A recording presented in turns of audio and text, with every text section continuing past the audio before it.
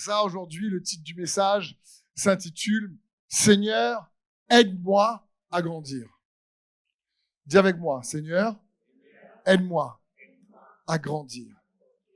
À grandir, bien sûr, dans la foi, à grandir spirituellement parlant, à grandir en tant qu'enfant de Dieu. Vous savez, la foi chrétienne a cette particularité de permettre à chacun, aussi grand que le nombre soit, d'avoir une relation personnelle et intime avec Dieu.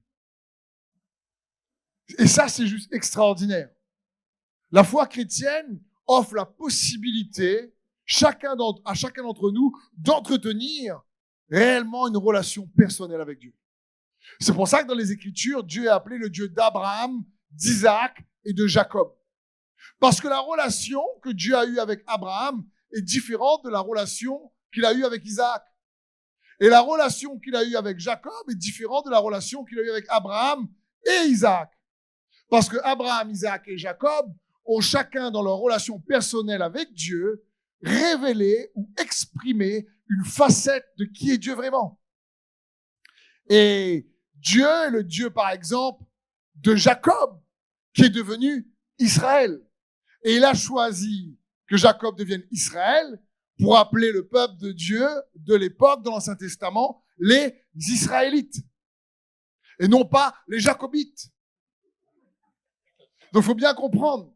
C'est parce qu'il y a dans la relation de Jacob quelque chose d'unique que Dieu a voulu mettre en évidence pour qu'on découvre et que cette chose unique-là puisse être au bénéfice de plusieurs.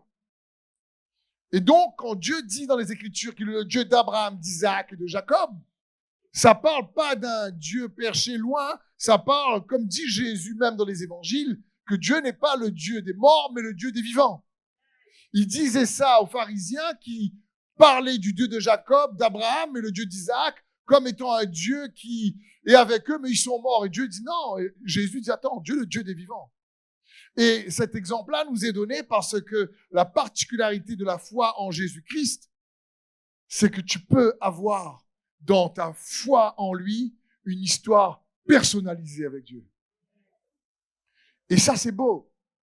C'est pour ça que lorsque quelqu'un reçoit le salut en Jésus-Christ, et le mot salut, je rappelle, signifie être sauvé, parce qu'à l'époque, quand j'étais nouveau en Christ, quand j'ai entendu parler du salut, je pensais qu'on me disait bonjour.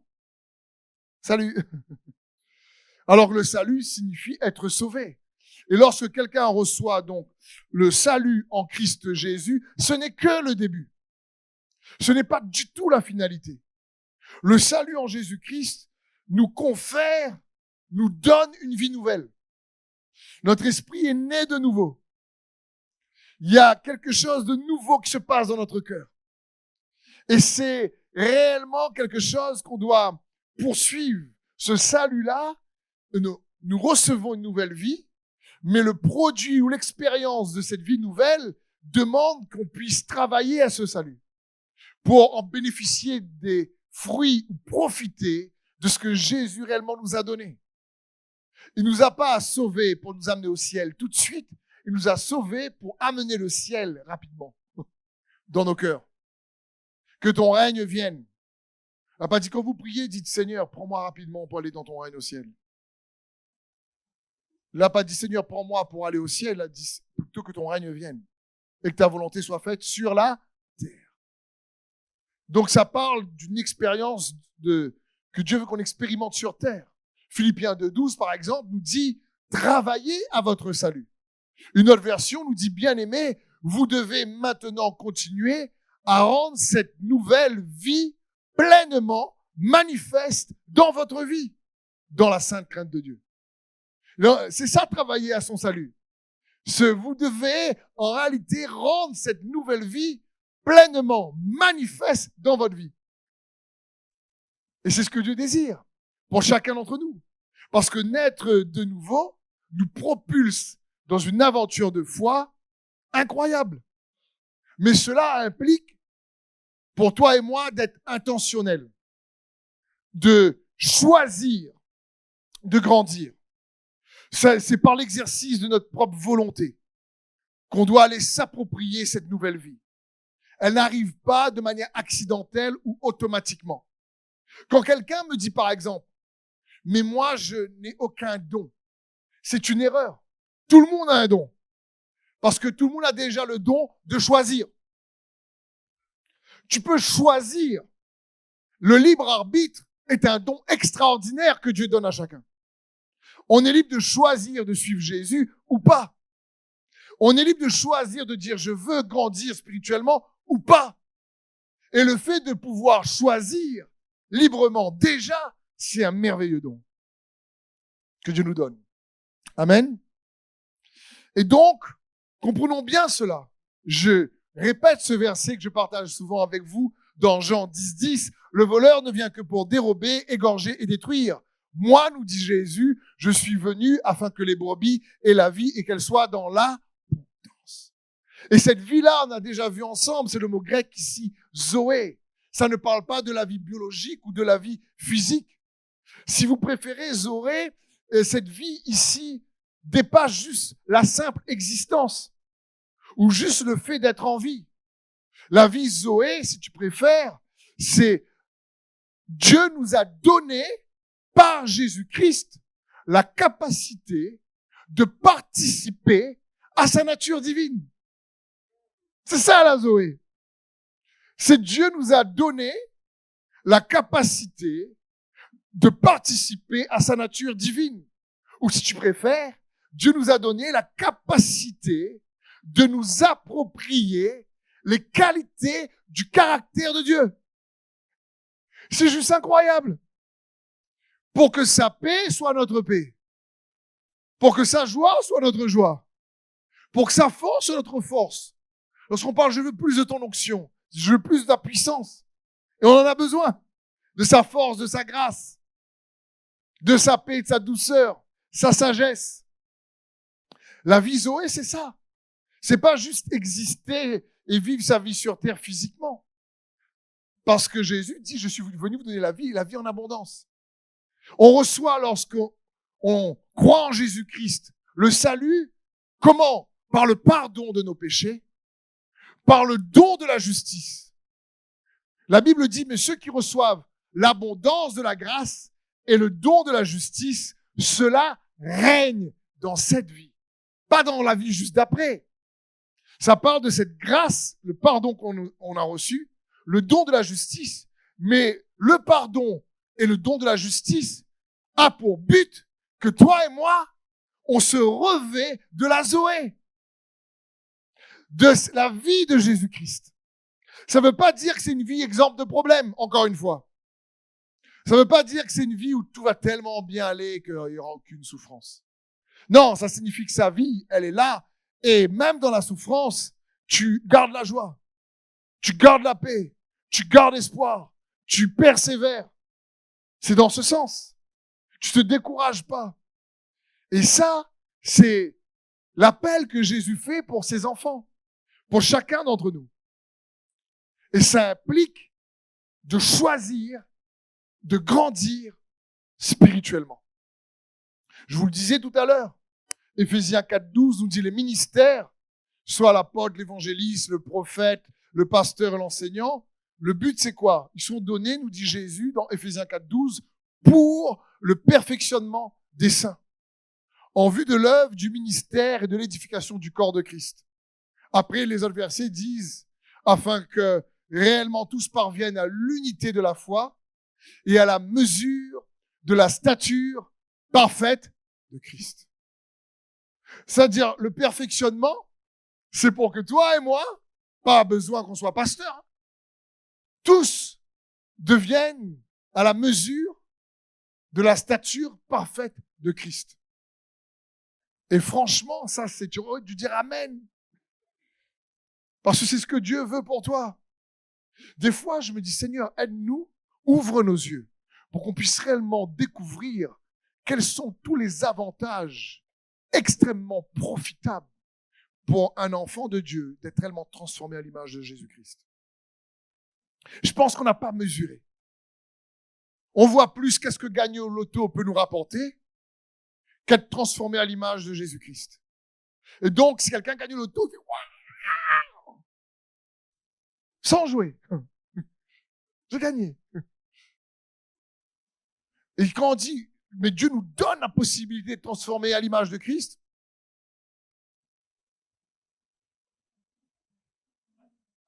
c'est qu'il y a quelque chose qu'on capte pas. Il y a vraiment quelque chose qu'on ne comprend pas. C'est le plus beau cadeau, non seulement d'être sauvé, d'être transformé à l'image de Christ qu'un homme ou une femme sur terre peut recevoir. Et le but de venir à l'église, c'est d'être équipé pour être perfectionné. Et oui, devenir un ministère qui est au service de Christ bien au-delà de l'église en réalité. Pas juste dans l'église. Et avoir réellement une unité de foi, mais c'est surtout pour la finalité d'être transformé à l'image de Christ. C'est ce que Dieu veut, parce que sans croissance spirituelle, on ne peut pas, on reçoit la vie abondante, mais on la manifeste pas et on n'en profite pas. Mais quand on comprend qu'il est nécessaire de grandir, alors on a compris que là, on peut en profiter. Hébreux 5:12 nous dit ceci. Alors que vous devriez avec le temps être des enseignants, vous en êtes au point d'avoir besoin qu'on vous enseigne les éléments de la base de la révélation de Dieu. Vous en êtes arrivé à avoir besoin de lait et non de nourriture solide. Or, celui qui en est au lait est inexpérimenté dans la parole de justice, car il est un petit enfant. Mais la nourriture solide est pour les adultes, pour ceux qui, en raison de leur expérience, ont le jugement exercé à discerner ce qui est bien de ce qui est mal. Ces versets-là sont magnifiques. L'apôtre ici qui écrit l'épître aux Hébreux dit ceci. Avec le temps, vous devriez être des enseignants. Il parle à qui, là? Oui, à l'église. À toi. Il dit avec le temps, en Christ, il dit, vous devez tellement le connaître que vous devez savoir. Quand on vous parle du salut, vous savez c'est quoi. Quand on vous parle de la foi, vous savez c'est quoi. Quand on vous parle des baptêmes, vous savez c'est quoi. Quand on vous parle du royaume, vous savez c'est quoi. Quand on vous parle de grandir en Christ, vous savez c'est quoi. Quand on vous parle de la vie de l'esprit, vous savez c'est quoi. Quand on vous parle du plan de Dieu, vous savez c'est quoi. Quand on vous parle des stratégies d'ennemis, vous savez c'est quoi. Quand on vous parle de ta propre appel, ta propre destinée, vous savez dans les grandes lignes c'est quoi. Quand on vous parle réellement de ce que Dieu veut faire et de comment il a créé l'homme et c'est quoi son plan général, vous savez c'est quoi. Mais souvent, on connaît un petit peu de ci ou un petit peu de ça. Et ici, l'apôtre, ici, dit, mais vous devez, avec le temps, devenir des enseignants. Mais il dit ici, à l'église à laquelle il s'adresse, vous êtes encore des petits enfants. Donc la parole de Dieu nous dit, lorsque on arrive à Christ, on est comme des petits enfants. Et on a besoin de la nourriture, sa parole. Parce que la méthode de Dieu, c'est toujours sa parole. Toujours. Le monde est malade, il a dit, il envoie sa parole dans les psaumes. Sa parole, il envoie pour guérir, pour restaurer, pour édifier, pour construire, pour redresser. Sa parole. Mais j'aimerais que nous puissions comprendre ceci sur la parole. Parce que j'aime rappeler que la parole qui est la vérité est la même pour tout le monde, normalement. La vérité, elle ne change pas. Mais notre compréhension, si. Et l'interprétation de chacun, si. Du coup, avec la même Bible, il y a un paquet d'églises différentes. Donc, comprenons bien ceci par rapport à la parole. Et c'est le premier point que j'aimerais peut-être nous rappeler. La parole, elle est révélée dans sa parole. Jean 5:39. Vous étudiez avec soin les Écritures, parce que vous êtes convaincus d'en obtenir la vie éternelle. La Zoé est toujours ici. Or, précisément, ce sont elles qui témoignent de moi. Mais voilà, vous ne voulez pas venir à moi pour recevoir la vie. Ici, en train de dire, Jésus dit, vous étudiez la parole écrite.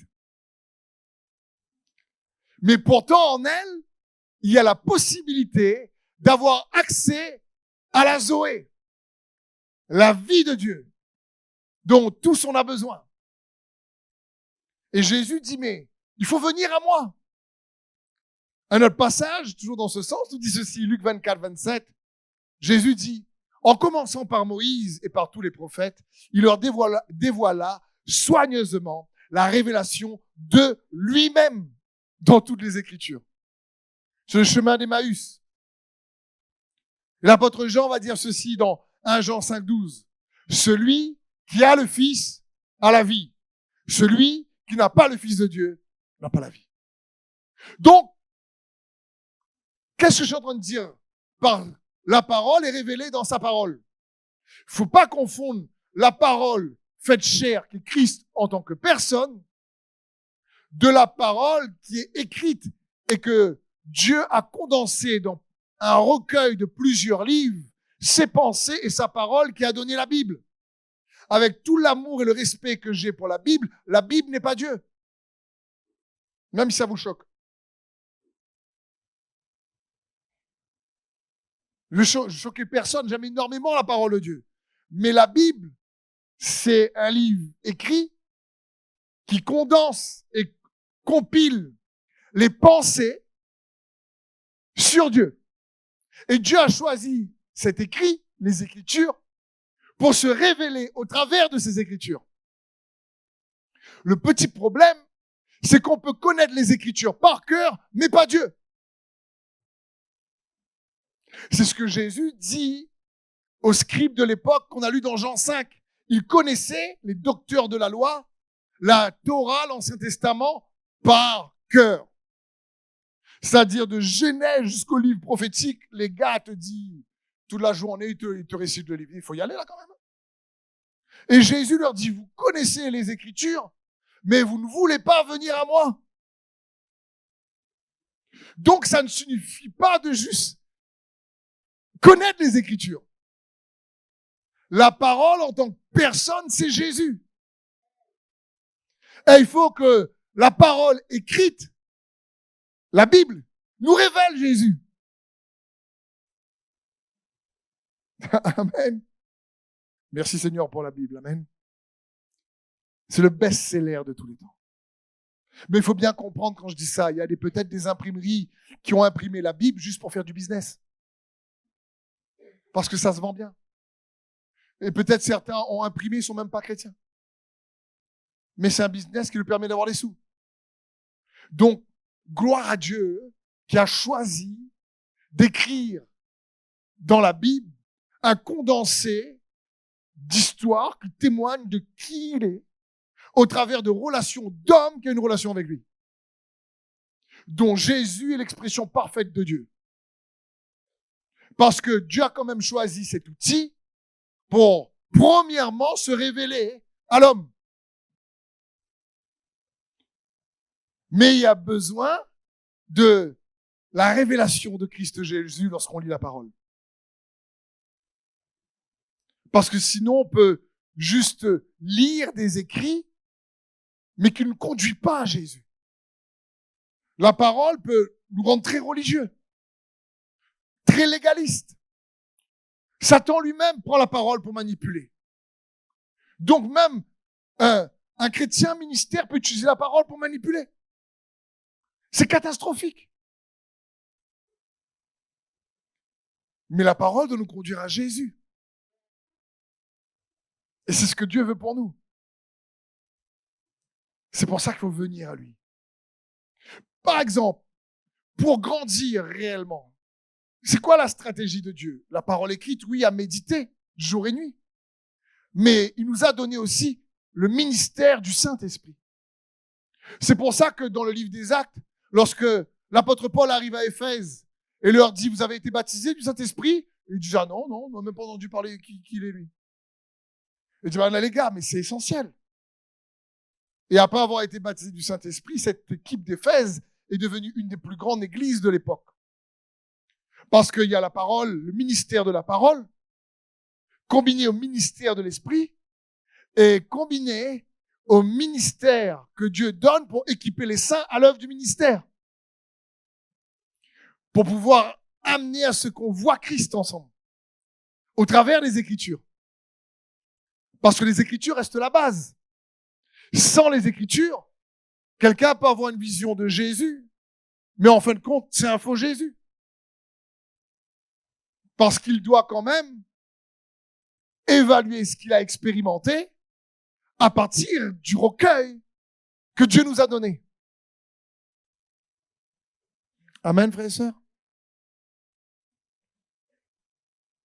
Donc, essayons de voir un rappel simplifié des différents stades de croissance qu'on avait déjà vus, mais rapidement. Vous savez, la première chose qu'un homme a besoin, c'est le salut en Jésus-Christ. Le premier besoin d'un homme, c'est le salut en Jésus-Christ. Mais là aussi, beaucoup connaissent Jésus en tant qu'homme qui a marché sur terre, qui a fait des miracles, avec de bonnes valeurs. Mais pour être sauvé et avoir le salut en Jésus-Christ, il ne s'agit pas de connaître quelques informations sur Jésus. Il faut avoir les bonnes informations sur Jésus en tant que Seigneur. Parce que la parole de Dieu nous dit, dans Romains 10, celui qui croira dans son cœur que Jésus est Seigneur et qui confessera de sa bouche qu'il est ressuscité des morts, celui-là sera sauvé. Il n'a pas dit celui qui croira dans son cœur que Jésus est né dans une petite crèche. C'est pas ça. Ou que Jésus est un faiseur de miracles, et tout ça, c'est vrai. Ce sont de bonnes informations. Mais celle qui sauve, c'est de savoir que Jésus est Seigneur. Et de croire qu'il est Seigneur. Et une fois qu'on a reçu le salut, mon frère, ma sœur, le premier besoin d'un nouveau chrétien jusqu'à ce qu'il aille rejoindre Jésus, c'est d'être transformé. C'est d'être constamment transformé. Comment? À l'image de Jésus-Christ. Pour revêtir, nous dit la parole de Dieu, Christ. Pour expérimenter cette vie nouvelle que Jésus nous donne. Revêtir Christ, c'est revêtir la vie nouvelle au-dessus de notre existence biologique, au-dessus de la vie physique, expérimenter la vie qui est la Zoé de Dieu. 2 Corinthiens 3, 18 nous dit ceci. Nous tous, qui le visage découvert, contemplons, comme dans un miroir, la gloire du Seigneur. Nous sommes transformés en la même image, de gloire en gloire, comme par le Seigneur, l'Esprit. Je veux dire, le mot transformé, comme vous le savez pour la plupart d'entre vous ici, c'est le mot métamorpho, qui parle de métamorphose, changer d'état.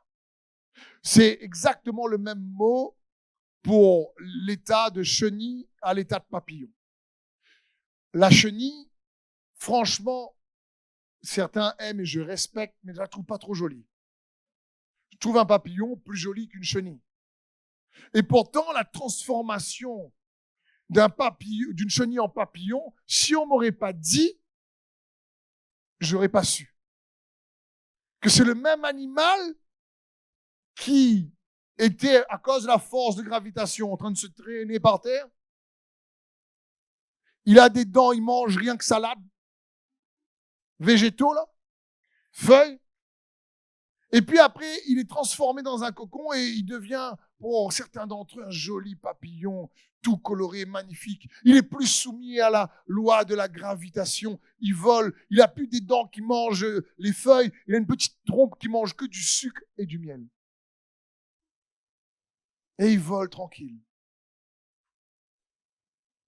C'est ce mot-là que ce verset utilise. Mais seulement quand je discutais avec les amis, je me dis, mais le problème dans l'église, c'est qu'on croit qu'être transformé, c'est devenir une chenille améliorée. C'est ça notre souci.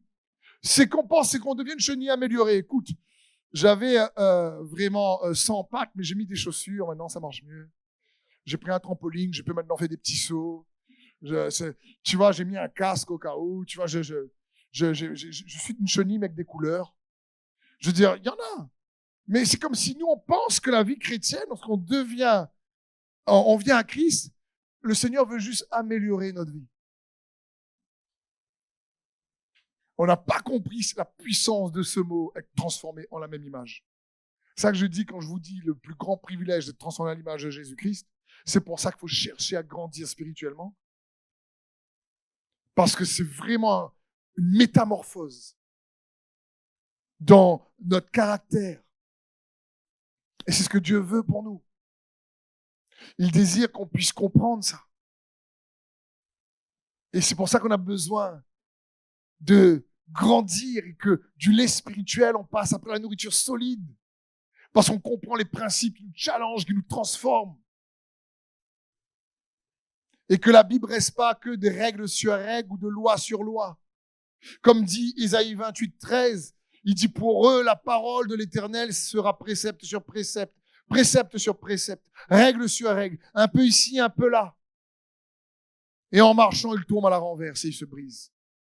C'est-à-dire, c'est triste d'avoir une vie chrétienne qui connaît un petit peu de ci, un petit peu de ça, un petit peu de ci, un petit peu de ça, un petit peu là sur le salut, un petit peu sur la foi, un petit peu sur la guérison, un petit peu sur l'onction, un petit peu de ceci, un petit peu de cela. Tout un petit peu d'un petit peu, mais il n'y a pas de puissance qui nous transforme pour nous rendre réellement à l'image de Jésus-Christ.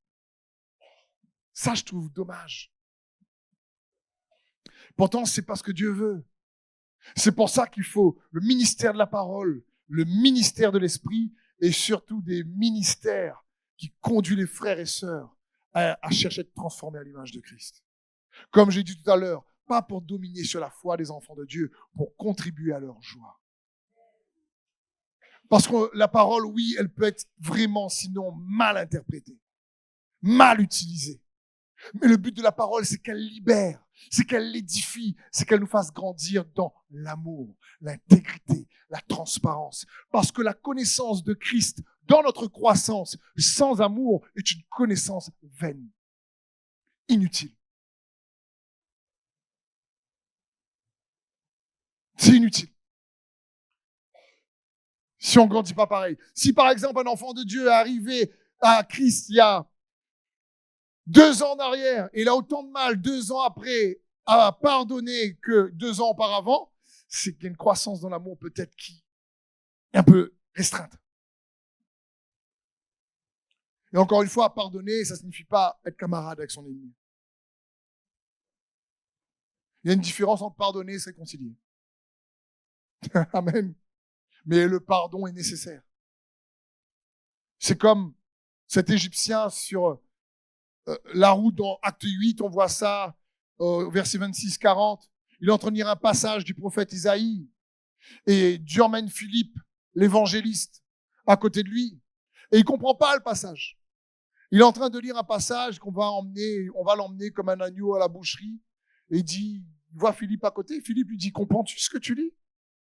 Et il dit, ah non, il n'y a personne pour m'expliquer, comment comprendrais-je? Et il invite Philippe à marcher sur son char pour lui expliquer. Et Philippe, l'évangéliste, à ce moment-là, l'enseigne la parole de Dieu et lui prêche Christ Jésus. Et le gars, ses yeux s'ouvrent et il choisit de croire en Jésus, reçoit le salut et il se fait baptiser. Il se fait baptiser direct. On ne sait pas combien de Galates forment nana, si tu es marié ou pas, si sa ville est droite et pas droite. Enfin, c'est une parenthèse. Et donc, on voit ici, mon frère, ma soeur, c'est comme, je ne sais pas, je demande au Seigneur vraiment de m'aider, à nous aider. Si je te dis une pomme, là, dans ta tête, si tu vois une orange, il y a un souci. Si je te dis un grain de riz, si dans ta tête, tu vois un pois de cap, ou un haricot, il y a un souci. En général, quand je dis pomme, tout le monde voit une pomme. Peut-être certains la voient verte, peut-être certains la voient d'arinette et l'autre d'api. Je ne sais pas. Donc, quand je dis grainerie, certains voient le basmati, certains voient le ricolant, je ne sais pas. Mais... Donc ça, on voit. Mais quand je dis royaume de Dieu, qu'est-ce que tu vois? Là, je vous parie que si on faisait passer une feuille et je demande à chacun, dessine-moi ce que tu vois quand on parle du royaume de Dieu. Eh bien, à mon avis, ce serait la pomme orange. Ou si je te dis, dessine-moi la foi.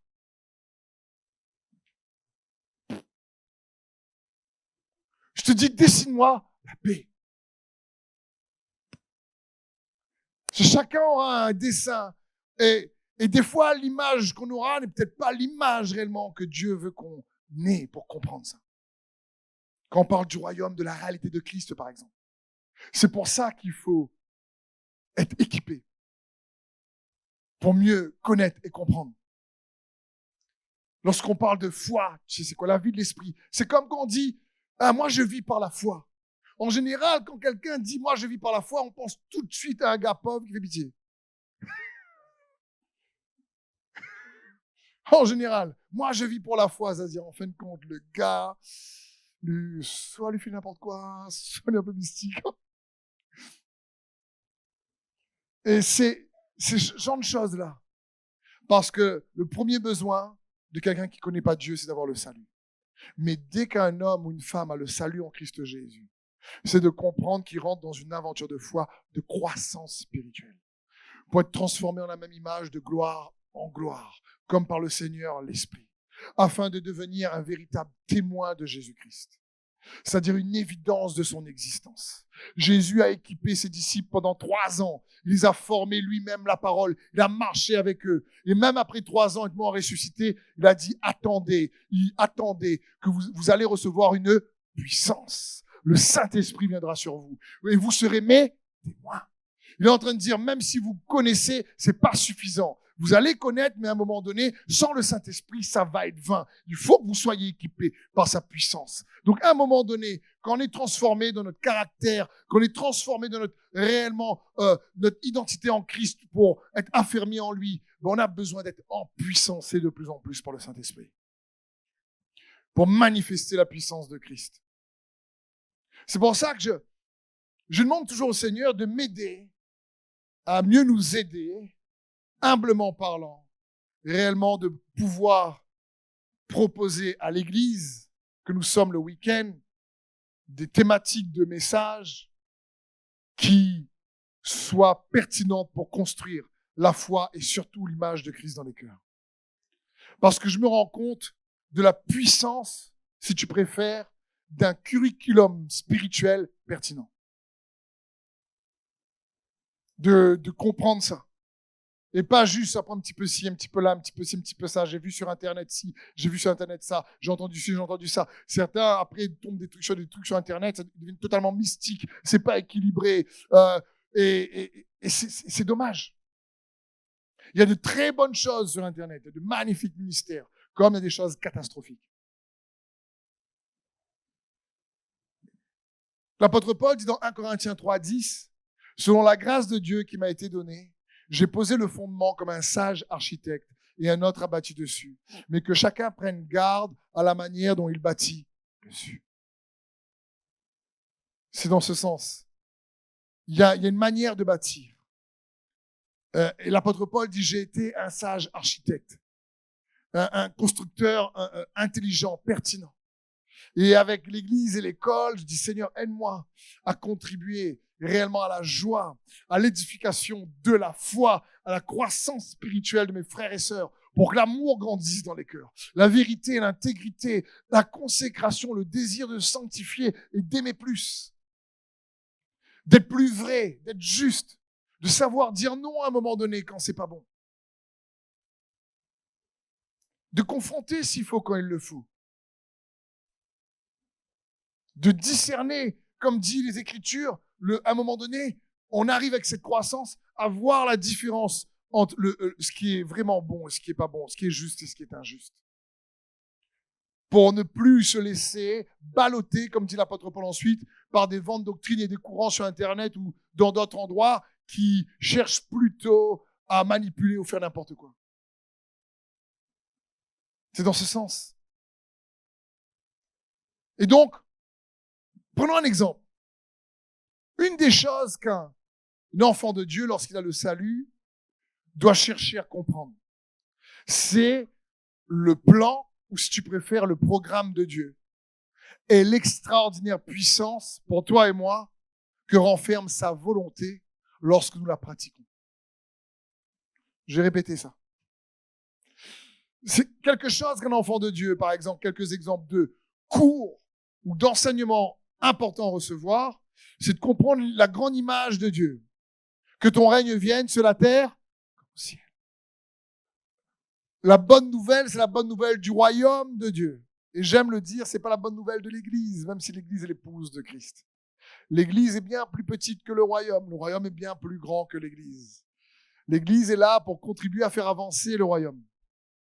Mais le plan de Dieu, le programme de Dieu est l'extraordinaire puissance que renferme sa volonté lorsqu'on pratique. Pourquoi? Parce qu'imaginons tu as un enseignement sur la foi. Mais le problème, que cette foi n'est pas enseignée dans le bon cadre de la volonté et du plan de Dieu. Qu'est-ce qui va se passer?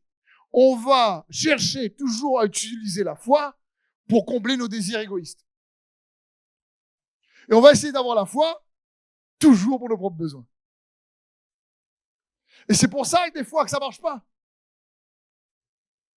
Parce que la foi, c'est d'abord pour faire la volonté de Dieu. La foi, c'est d'abord pour que son règne vienne.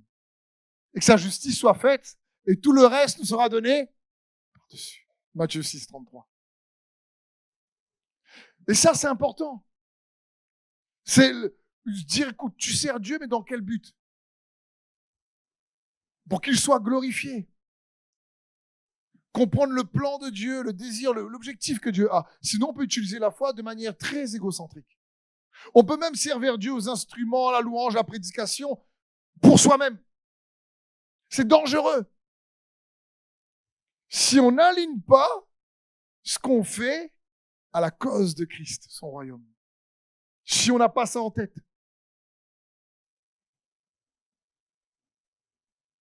C'est la bonne nouvelle, reste la bonne nouvelle du royaume de Dieu. Un autre exemple important à comprendre, c'est pourquoi prier, jeûner, se consacrer, apprendre à mourir à soi-même avec la force de l'esprit, se sanctifier, tout ça, c'est important. Mais pourquoi faire? C'est pour pouvoir construire, écoute bien ceci, un système d'interaction surpuissant entre le ciel et la terre par ton cœur. Est-ce que tu déclares? Mais si on ne comprend pas ça, parce qu'en plus c'est aligné à l'image de Christ, à sa cause, à son royaume. Mais prier, si on croit que la prière c'est que pour nos besoins, quelqu'un arrive, à chaque fois qu'il prie, là, on arrive en général, la plupart arrivent à l'église conduits par un besoin. Guérison, problème, et du coup on cherche une solution tellement partout, premier arrivé, premier nous prend. Et si c'est Jésus, gloire à Dieu. S'il n'a pas marché, marre d'ailleurs. Et si quelqu'un dit, bon, on m'a fait un peu de Jésus et un peu d'autre chose, comment un des deux va marcher? Il faut bien comprendre, malheureusement, beaucoup arrivent à Christ conduits par les besoins. Mais tant qu'on reste uniquement et on cultive une vie chrétienne qui dépend de nos besoins, il y a un souci. Ça va nous empêcher de grandir. À un moment donné, il faut comprendre, par exemple, qu'on ne prie pas juste pour nos besoins. On prie pour que son règne vienne et que sa volonté soit. C'est Jésus qui nous a dit, quand vous priez, priez de cette manière. Nous, en général, tous, frères et sœurs, comme vous, parfois j'arrive, tu es tellement dans des défis, tu arrives à la prière. Et là, tu dis, Seigneur, franchement, là, j'ai besoin de prier avec toi sérieusement. Là, Seigneur, il faut que tu comprends, là, j'ai besoin. Vraiment, change ma femme, parce que elle, moi, je fais des efforts, tu vois. Hein. Mais elle, je parle pas de Sandrine, attention. Et là, on commence, on fait une liste de prières pour nos défis et nos besoins. Et là, on prie, Seigneur, tu comprends. Et on ne réalise pas, et là, on dit vraiment, j'ai vraiment prié sérieusement. Là. Je suis content. C'était sérieux et sincère, mais vraiment, ça va manquer d'impact.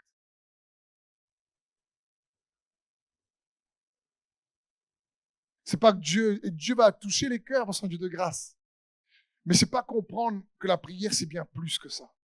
C'est d'apprendre à construire un autel via une consécration qui combine parfois le jeûne, la lecture de la parole, la louange, la méditation, un lieu secret puissant pour construire un système d'interaction entre le ciel et la terre, puissant au travers de l'enfant de Dieu que tu es.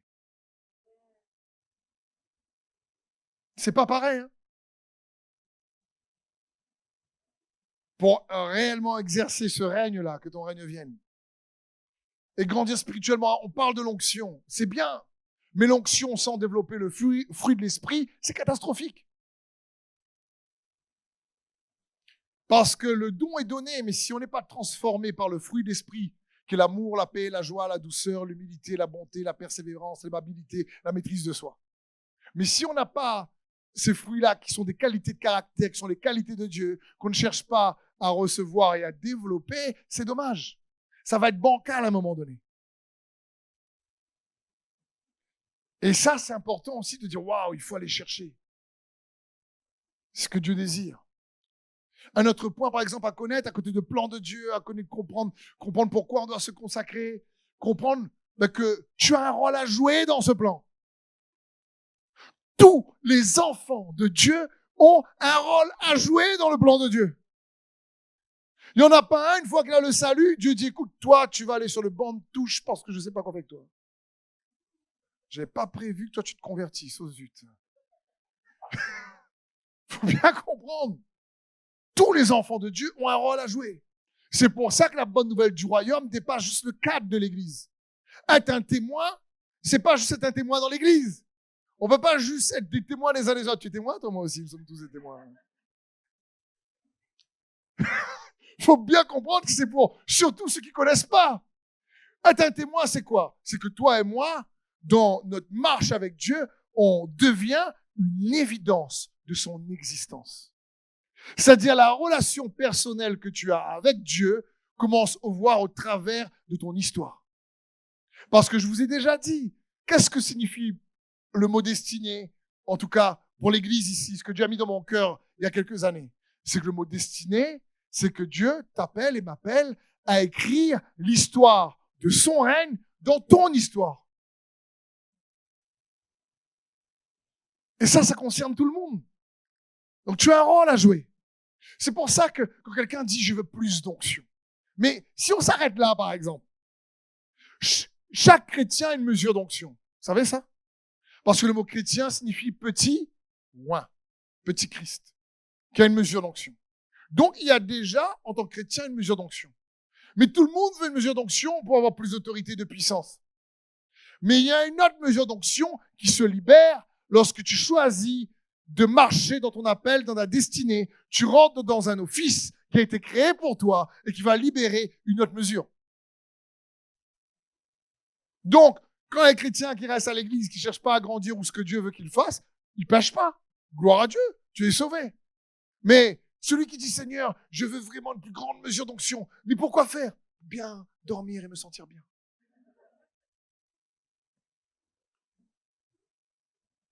Ben, Dieu va dire, c'est trop mignon, mon petit garçon chéri. Il va dire, ben, papa te donne pas, va dormir. C'est tout, c'est tout, c'est tout. Faut bien comprendre ça. Chaque chrétien a une mesure d'onction, mais à un moment donné, quand quelqu'un choisit de grandir spirituellement pour entrer dans son appel, dans sa destinée, ça fait la différence. Et certains, quand ils sont dans leur office, Dieu leur donne cette fois-ci un appel, un programme où ils sont capables même d'influencer, pour certains serviteurs de Dieu comme Élie, Paul ou d'autres, le programme même de Dieu sur des nations. Là, crois-moi, la mesure d'onction est encore différente. Hein. Mais tu n'arrives pas là du jour au lendemain.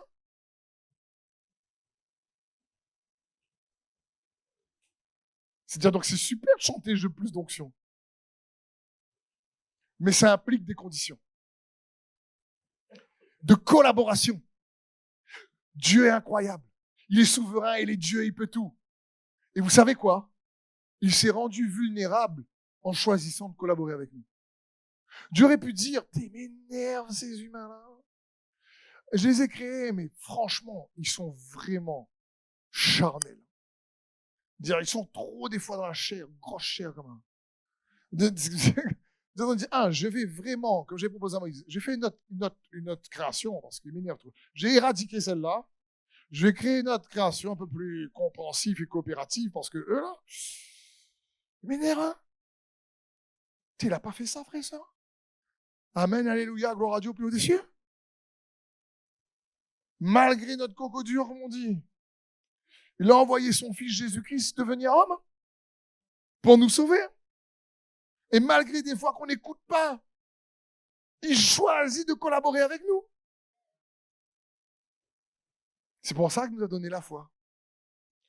Donc, je l'ai déjà dit, je le répète. Il ne faut pas sous-estimer ton rôle à jouer. Parce que beaucoup de réponses à nos prières dépendent en réalité du résultat de notre croissance spirituelle. C'est-à-dire, il y a des choses quand tu grandis que tu n'as plus besoin de demander parce que soit tu sais comment il faut faire, ou soit tu as l'autorité dessus pour les changer. Je ne sais pas si tu me comprends bien. La parole dit Galates 4:1, « Voici ce que je veux dire. Aussi longtemps que l'héritier est un enfant, il ne diffère rien d'un esclave, quoiqu'il soit le maître de tout. » Je veux dire, Dieu nous a donné la vie en Jésus-Christ, il nous sauve. Et nous invite à être transformés à son image. Et quand je dis mon frère, ma soeur, Jésus veut que tu sois transformé à ton image. Amen.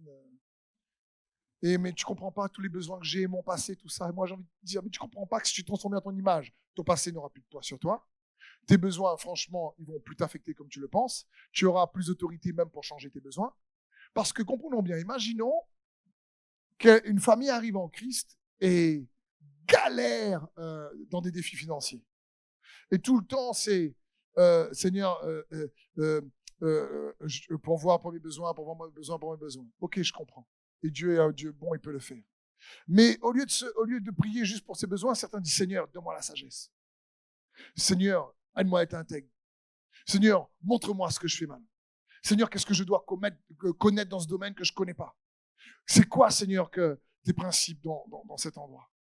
Et il emmagasine une intendance sage selon le cœur de Dieu.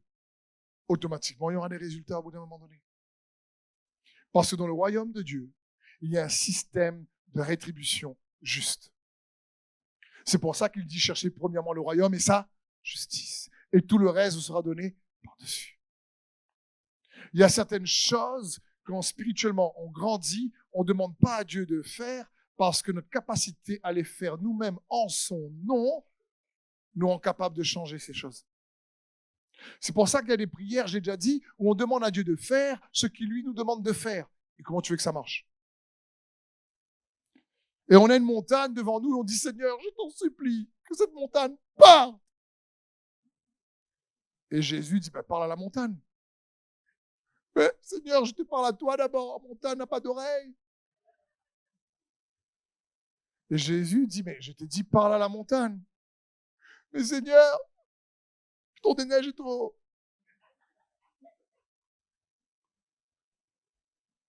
Et la montagne reste là. Hein. Et nous avec. Alors que, si tu comprends comme j'aime le rappeler, quand tu demandes à Dieu une requête, tu demandes. Mais quand tu parles aux circonstances ou au diable ou aux esprits impurs, tu commandes. Il dit parle à la montagne. Parce qu'il faut être conscient de son autorité déléguée en Christ Jésus pour pouvoir parler à la montagne et dire dans le nom de Jésus-Christ. En tant que maintenant son enfant, je t'ordonne, montagne, sors de là et jette-toi dans la mer. Mais ça demande de la croissance spirituelle, une foi qui est de plus en plus solide, affermie, consolidée. Donc dis avec moi, Seigneur, aide-moi à grandir. Amen. Si on peut acclamer le Seigneur, frères et sœurs. Merci d'avoir suivi ce message. J'espère que ce message a fortifié votre foi. Merci également pour tous ceux et celles qui nous soutiennent au travers de votre générosité. Vous avez en bas de votre écran un QR code qui vous conduira vers une page qui s'intitule jeveubénir.com. Merci de nous aider à propager sa parole. D'ailleurs, si ce message a fortifié votre foi et que vous connaissez quelqu'un de votre entourage qui aurait besoin de l'entendre, n'hésitez pas à lui partager ce message. Aussi, je vous encourage, si vous le souhaitez, à vous abonner à notre chaîne YouTube. Nous avons des messages nouveaux chaque semaine. Nous sommes aussi présents sur d'autres médias dont vous aurez donc les liens dans la description ci-dessous. En tout cas, Merci de nous avoir suivis. Soyez bénis.